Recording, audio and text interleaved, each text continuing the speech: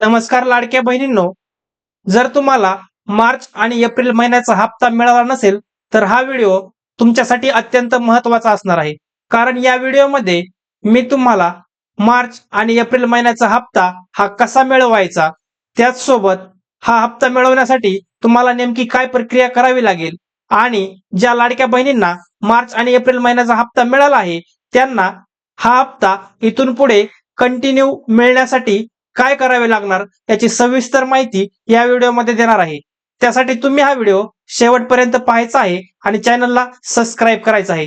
चला तर मग लाडक्या बहिणींनो, बघूयात की तुम्हाला हा मार्च आणि एप्रिल महिन्याचा हप्ता नेमका काय केल्याने मिळेल. तर बघा लाडक्या बहिणींनो, राज्य सरकारच्या महत्वाकांक्षी मुख्यमंत्री माझी लाडकी बहीण योजनेसंदर्भात महिलांसाठी एक दिलासादायक निर्णय हा घेण्यात आला आहे. ई केवायसी प्रक्रिया अपूर्ण राहिलेल्या किंवा ई केवायसी प्रक्रियेमध्ये चुकून चुका झालेल्या महिलांसाठी आता कागदपत्रे दुरुस्त करण्याची एक संधी ही देण्यात आलेली आहे, ज्यामुळे या योजनेतून वगळल्या गेलेल्या लाखो महिलांना पुन्हा या योजनेचा लाभ मिळण्याचा मार्ग हा मोकळा झाला आहे. त्यामध्ये बघा, ई केवायसी ही अनिवार्य करण्यात आली होती. अनेक महिला या ई केवायसी मुळे या योजनेमधून बाद करण्यात आलेल्या आहेत. लाडकी बहीण योजनेचा लाभ मिळवण्यासाठी राज्य सरकारनं ई केवायसी सक्तीची केली होती. मात्र अनेक महिलांनी योग्य कागदपत्रे सादर न केल्याने, अपूर्ण माहिती भरल्याने किंवा त्या ई केवायसी मध्ये चुकीची माहिती भरल्याने त्या लाडक्या बहिणींना योजनेतून वगळण्यात आले होते. सरकारनं यापूर्वी ई केवायसी दुरुस्तीसाठी 30 एप्रिल पर्यंत मुदत वाढ दिली होती. तरीही अनेक महिलांकडून आवश्यक कागदपत्रे जमा होऊ शकली नाहीत. महिलांनो, आपल्या सरकारनं 30 एप्रिल पर्यंत लाडकी बहीण योजनेची ई केवायसी करण्याची मुदत ही दिलेली होती. आपल्या चॅनलच्या माध्यमातून मी वारंवार तुम्हाला सांगितलं होतं की तुम्ही ही ई केवायसी प्रक्रिया पूर्ण करा आणि त्याचसोबत जर तुमच्या ई केवायसी मध्ये काही चूक झाली असेल तर ती पूर्ण करा. परंतु आता घाबरण्याचं कारण नाही, कारण ज्या लाडक्या बहिणींची ई केवायसी प्रक्रिया पूर्ण करायची राहिली आहे आणि ज्या लाडक्या बहिणींना मार्च आणि एप्रिल महिन्याचा हप्ता मिळाला नाही, तर त्यांना हा हप्ता सुद्धा घेता येणार आहे. हा हप्ता नेमका तुम्हाला कसा घेता येईल याची माहिती पुढे बघूयात. तर लाडक्या बहिणींनो, महिला व बालविकास विभागात तुम्हाला आता कागदपत्रे सादर करावी लागणार आहेत आणि ही कागदपत्रे सादर केल्यानंतर तुम्हाला तुमचा लाडकी बहीण योजनेचा मार्च आणि एप्रिल महिन्याचा हप्ता मिळेल. त्याचसोबत तुमची ही योजना इथून पुढे कंटिन्यू सुरू राहील. म्हणजेच तुम्हाला प्रति महिना 1500 रुपये हे येत राहतील. त्यामध्ये काय करायचं आहे नेमकं बघा. राज्य सरकारनं आता ज्या अपात्र महिला आहेत, या अशा अपात्र महिलांसाठी विशेष सवलत जाहीर केली आहे. ज्या महिलांची ई केवायसी प्रक्रिया ही अपूर्ण आहे किंवा ज्या महिलांनी ई केवायसी प्रक्रिया करताना चुका केलेल्या आहेत, त्या आता त्यांच्या जिल्ह्यातील महिला व बालविकास विभागाच्या कार्यालयात जाऊन आवश्यक कागदपत्रे हे सादर करू शकतात. बघा लाडक्या बहिणींनो, तुमच्याकडून लाडकी बहीण योजनेची केवायसी करताना काही चुका झाल्या किंवा तुमच्याकडून ई केवायसी करायची राहिली असेल, तर सरकारनं तुम्हाला आता एक संधी दिलेली आहे. तुमची सर्व पात्रतेची आवश्यक कागदपत्रे हे तुम्ही तुमच्या जिल्ह्यामधील महिला व बालविकास विभागाच्या कार्यालयात जाऊन जमा करायचे आहेत आणि ही कागदपत्रे जमा केल्यानंतर महिलांनो, तुमच्या पत्रांची पडताळणी हा विभाग करणार आहे आणि कागदपत्रांची पडताळणी झाल्यानंतर जर तुम्ही पात्र असाल तर तुमचे लाडकी बहीण योजना हे इथून पुढे सुरू होणार आहे. त्याचसोबत तुम्हाला मार्च आणि एप्रिल महिन्याचा हप्ता हा सुद्धा मिळणार आहे. त्यानंतर बघूयात, एकही पात्र महिला वंचित राहू नये यासाठी सरकार काळजी घेत आहे.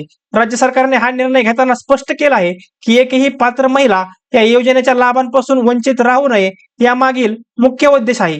म्हणजेच ही जे तुम्हाला ई केवायसीची कागदपत्रे जमा करण्याची मुदत वाढ दिलेली आहे, म्हणजेच तुम्हाला ऑफलाईन तुमच्या महिला व बालविकास विभागात कार्यालयात जाऊन ही कागदपत्रे सादर करायची तुम्हाला सांगितलेली आहेत. या पाठीमागचा उद्देश जो आहे तो म्हणजे ज्या पात्र महिला आहेत, ज्या पात्र महिला या लाभांपासून वंचित राहू नये या पाठीमागचा उद्देश आहे. मुदत संपल्यानंतरही महिलांना संधी देण्यामागे सामाजिक दृष्टिकोन असल्याचे सांगितले जात आहे.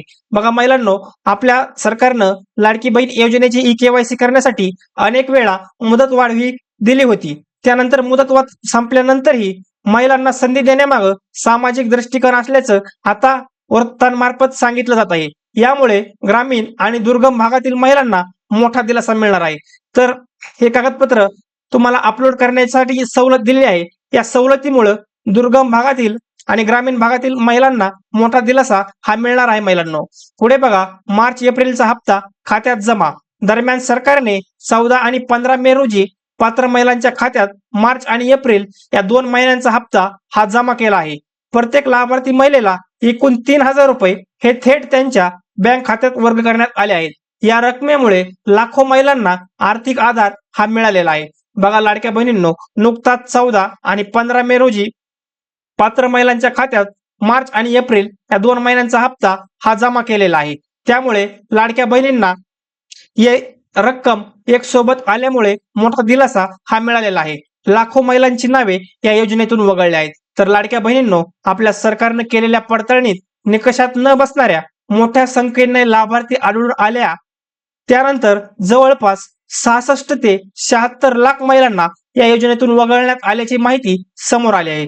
बघा लाडक्या बहिणींनो, आपली ही लाडकी बहीण योजना आहे. या लाडक्या बहीण योजना ही गोरगरीब महिलांसाठी असून या लाडकी बहीण योजनेमध्ये अनेक ज्या अपात्र महिला आहेत, म्हणजे ज्या मोठ्या घरातील महिला आहेत किंवा ज्या या लाडकी बहीण योजनेच्या निकषामध्ये बसत नाहीत, या महिलांनी सुद्धा या योजनेचा लाभ घेतलेला आहे. आणि ही बाब शासनाच्या लक्षात येतात. शासनाने ई-केवायसी प्रक्रिया राबवून, कागदपत्रे पडताळणी प्रक्रिया राबवून त्यानंतर जवळपास 66 ते 76 लाख महिलांना या योजनेमधून वगळण्यात आलं आहे.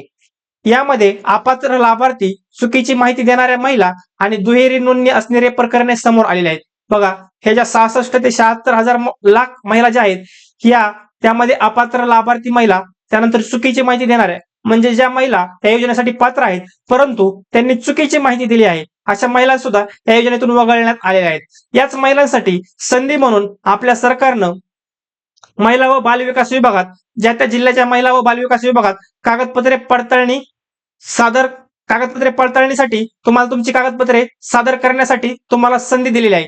या त्या महिला आहेत की ज्यांच्याकडून ई-केवायसी मध्ये चूक झाली होती किंवा त्यांच्याकडून ई-केवायसी प्रक्रिया ही करण्यात आलेली नव्हती महिलांनो. तर तुम्ही सुद्धा यामध्ये असाल तर तुम्ही लवकरात लवकर तुमची कागदपत्रे महिला व बालविकास विभागामध्ये जमा करायची आहेत. तर पुढे बघूयात, राज्य सरकारची कोट्यवधी रुपयांची बचत. लाभार्थ्यांची कठोर पडताळणी केल्यानंतर राज्य सरकारच्या तिजोरीवरील मोठा आर्थिक भार हा आता कमी झाला आहे. अपात्र महिलांना वगळल्यामुळे या योजनेवरील कोट्यवधी रुपयांचा अतिरिक्त खर्च वाचल्याने सांगितले जात आहे. बघा लाडक्या बहिणींनो, 66 ते 76 लाख म्हणजे भरपूर मोठा असा आकडा आहे. इतक्या महिलांचा लाभ हा बंद करण्यात आलेला आहे. म्हणजेच सरकारच्या तिजोरीवरील मोठा आर्थिक भार हा कमी झालेला आहे. पुढे बघा, महिलांनी नेमकं काय करायचं आहे.